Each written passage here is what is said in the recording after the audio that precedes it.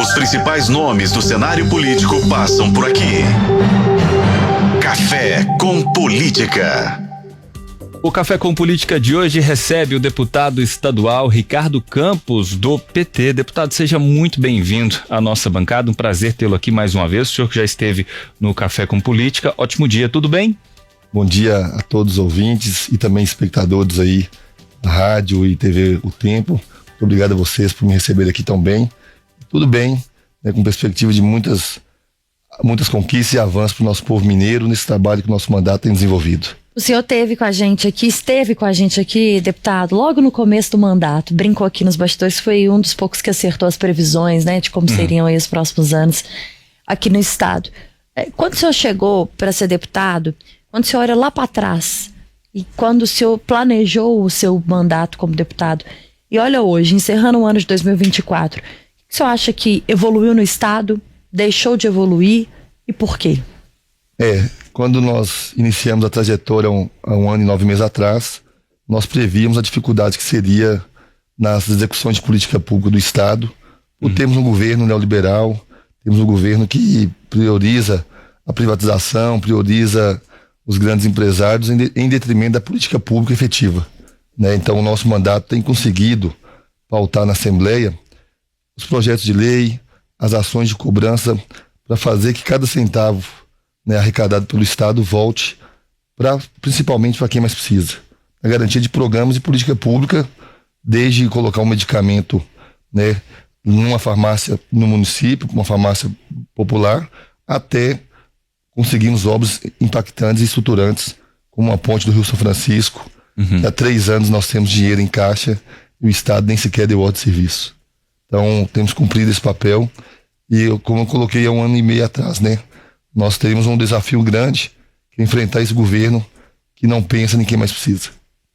Deputado, o senhor tem essa preocupação com o social, como a gente conversava aqui nos bastidores, e a gente tem, obviamente, discussões que dizem respeito à privatização. Por exemplo, privatização da CEMIG, que o senhor tem projetos de lei que inclusive ajuda as pessoas que não conseguiram pagar, quitar débitos com a CEMIG, e eu quero traçar um paralelo com o senhor. Em São Paulo, recentemente, a gente teve uma entrevista do CEO da Sabesp, e ele disse que não estava interessado em fazer políticas públicas porque isso era papel do Estado e não da concessionária. O senhor teme que algo nessa direção aconteça caso as empresas públicas consideradas essenciais para o governo de Minas Gerais sejam privatizadas, como CEMIG, Copasa e outras?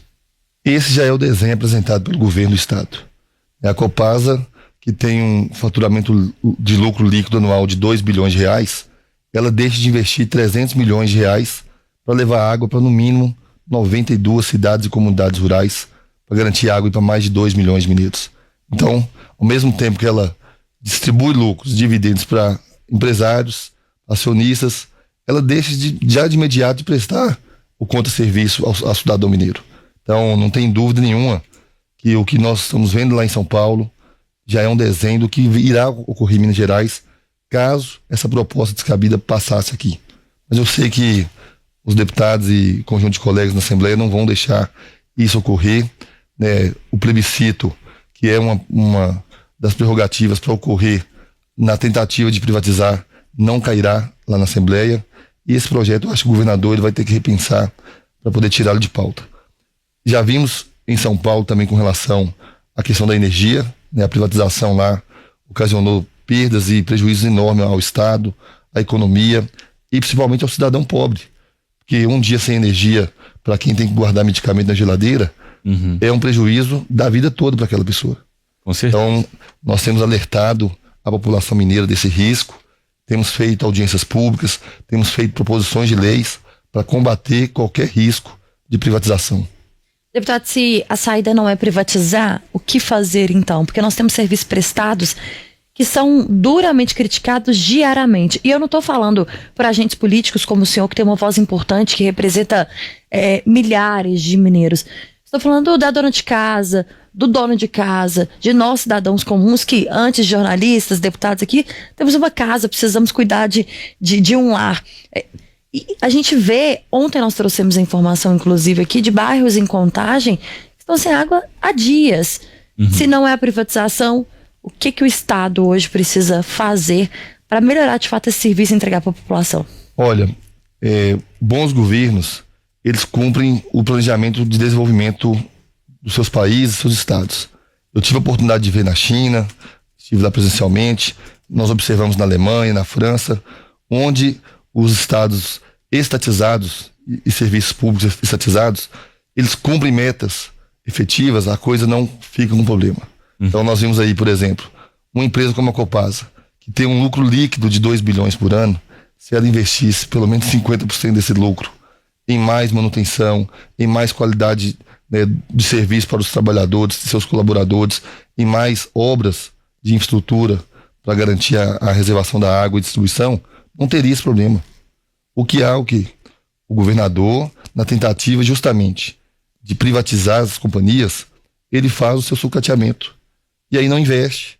Então faz com que falte água mesmo, falte luz mesmo, faz com que nós tenhamos a impressão de que aquela companhia, aquele serviço é de má qualidade. Essa nada mais é que uma forma de criminalizar a própria instituição. É a forma de criminalizar a instituição para que nós tenhamos na cabeça nossa que tem que privatizar.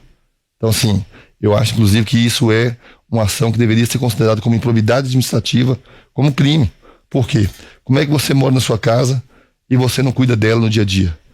Se o chuveiro queimou e estiver fazendo frio, vai tomar banho gelado mesmo, porque você não cuidou. Mas não, como é um bem do nosso patrimônio, a gente faz questão de dar manutenção. E o Estado não faz isso. Eu acho aqui, Thalita, que o governo faz o que ele prega, né? O que ele defende, que é tentar sucatear uma máquina pública para falar que tudo tem que ser privatizado. Ou seja, aquilo que alguém vai lucrar, vai ganhar dinheiro é bom e aquilo que o Estado pode gerir não é bom.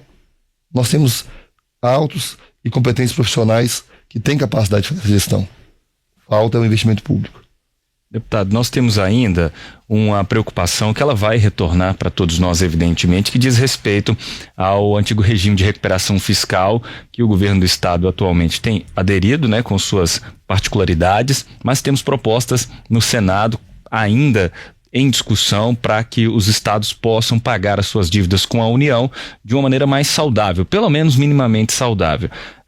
O senhor acredita que aquilo que foi proposto no Senado pelo presidente Rodrigo Pacheco, aquilo que tem sido discutido em Brasília, vai ao encontro dos interesses do povo mineiro, não só apenas do interesse fiscal, porque a gente sabe que até há alguns anos, eu diria, alguns meses talvez, o governador acreditava que o regime de recuperação fiscal era uma urgência, deveria de ser adotado e pronto, mas a Assembleia conseguiu segurar esse ímpeto, essa vontade do governador de aderir ao regime até que algo diferente fosse feito.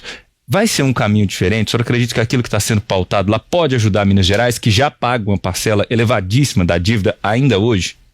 Eu, agora há pouco, antes de chegar aqui, estava falando com o deputado federal Paulo Guedes, líder da bancada do PT lá em Brasília, e ele estava desenhando justamente isso. O presidente Rodrigo Pacheco teve essa capacidade de aglutinar pensamentos de vários estados, ouvir, né, a bancada de deputados aqui na Assembleia, principalmente o Bloco Democracia e Luta, que foi o bloco que mais combateu a proposta absurda do governo Zema e que trouxe um desenho mais real da possibilidade do que é bom para um Propag. Então essa iniciativa do Propag, eu acredito que ela é a solução, não só para Minas Gerais, mas para todo o Brasil.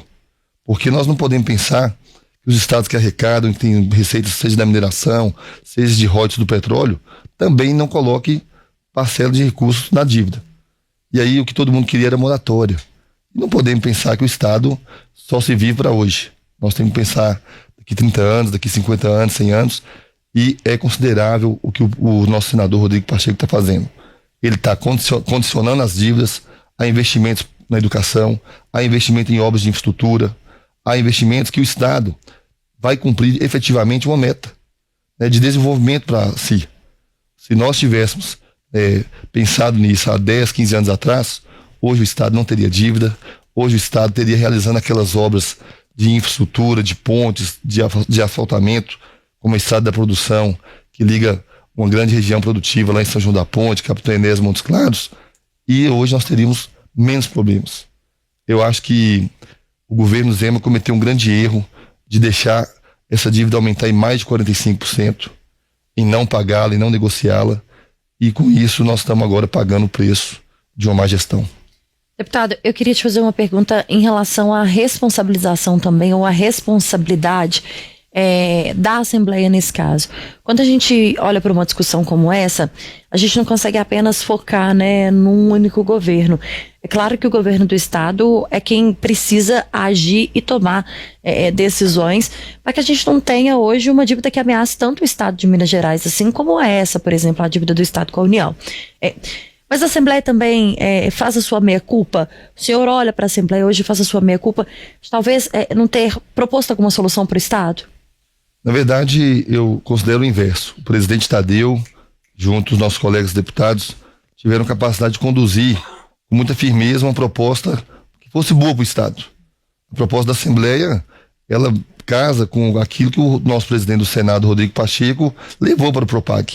O desenho do Propag, boa parte dele, saiu da iniciativa do presidente Tadeu, dos nossos blocos na Assembleia, de nossos deputados. Então eu não coloco como meia-culpa, não. Pelo contrário, eu coloco que a situação só não está pior porque a Assembleia foi efetiva nesse debate e nessa proposição de algo que é o melhor. Então, assim, não podemos culpar aqueles que tentaram resolver um problema. Pelo contrário, a proposta do governador, ela é o que nós estamos vendo de pior. Arroz salarial, não valorização do servidor, não fortalecimento da máquina pública e, principalmente, falta de investimento. O governador teve a cara de pau de ir em Matias Cardoso no último domingo, dia 8, dia dos Gerais, dia que a capital do estado é transferida simbolicamente para a nossa região, e não ter anunciado uma obra sequer, um investimento sequer, que não fosse privado.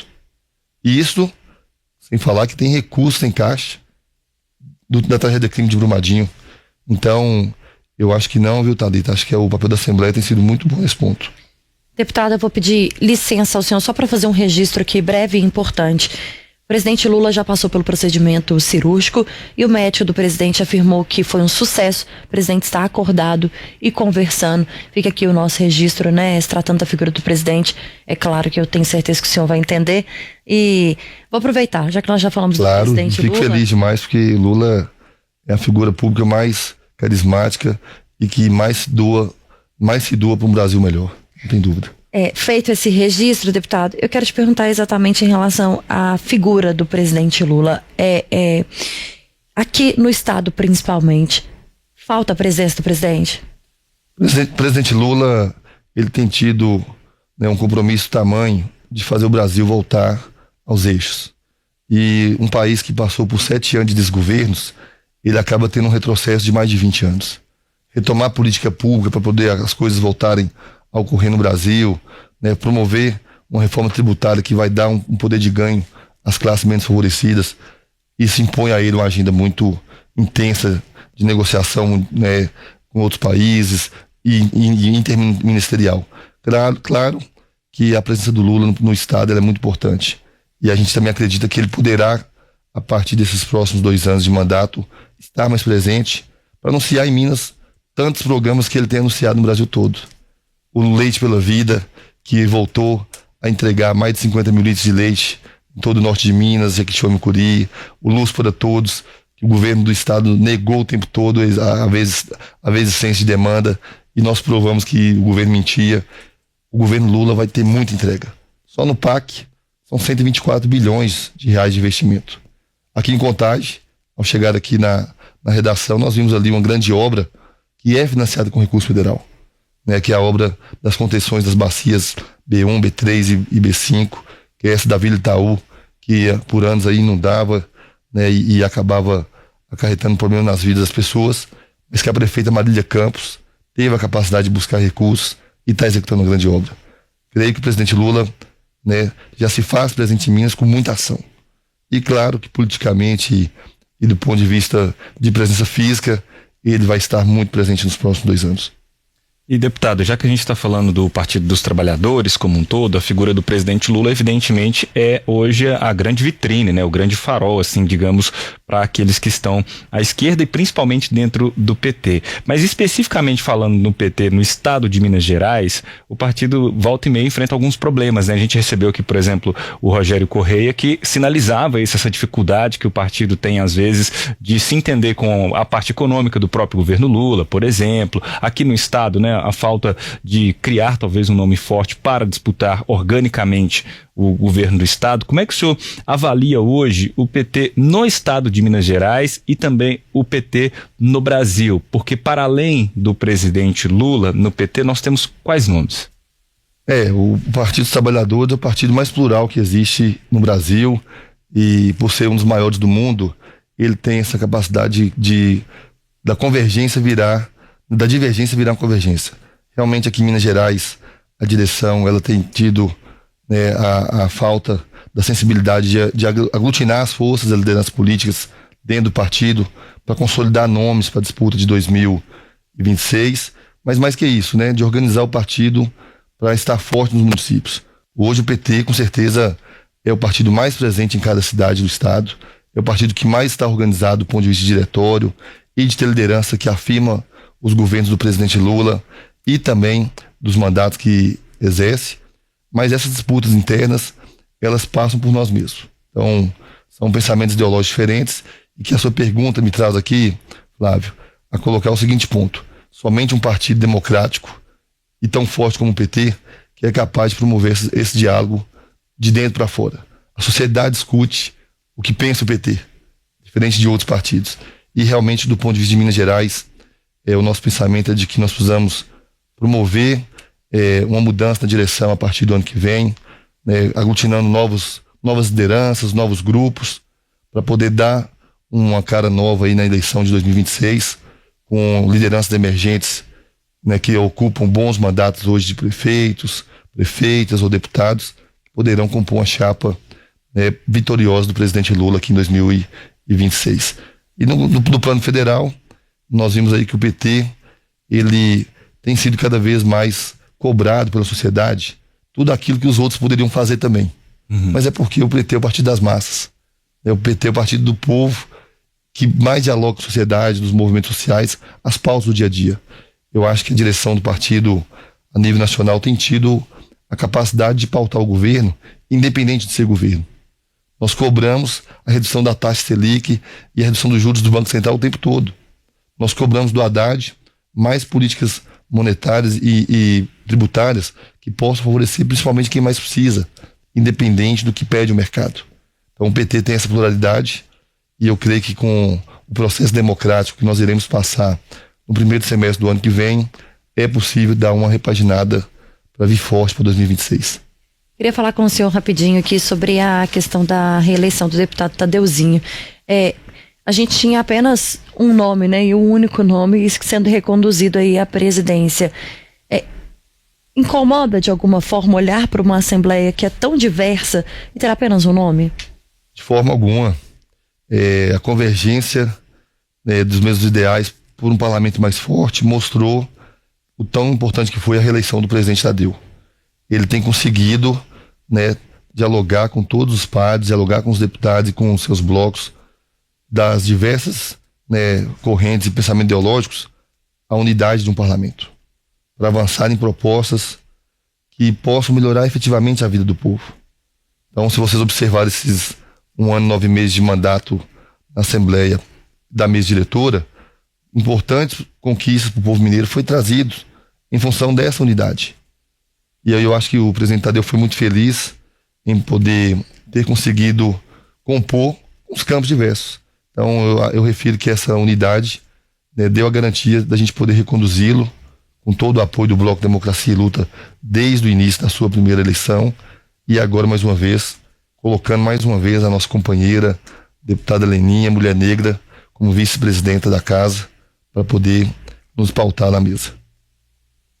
Isso, deputado. E a gente, rapidamente, para fazer uma avaliação, né, eu acho que é interessante a gente ver esse papel do parlamento nesse ano de 2024.